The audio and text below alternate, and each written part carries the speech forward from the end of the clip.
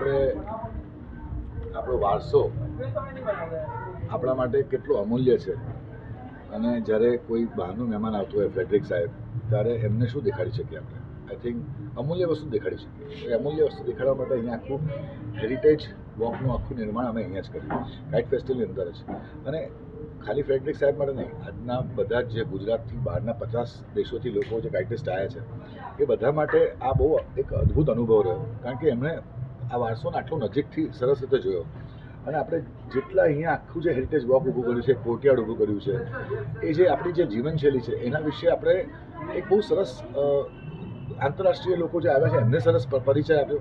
આપણે અહીંયાના લોકો માટે એક સરસ આખું એક દિવ્ય વાતાવરણ ઊભું કર્યું. જે આપણી જીવનશૈલીમાં જે દિવ્યતા હતી એ દિવ્યતા, જે ઘરોબો હતો એ ઘરોબો અને દિવ્યતા, એ બે વસ્તુનું સરસ મિશ્રણ કરીને આપણે આખી હેરિટેજ વોક બનાવી. અને આઈ થિંક આ વસ્તુ એક એક્સપિરિયન્સ ઝોન તરીકે લોકો માટે બહુ જ ઇન્ટરેસ્ટિંગ અનુભવ રહેશે.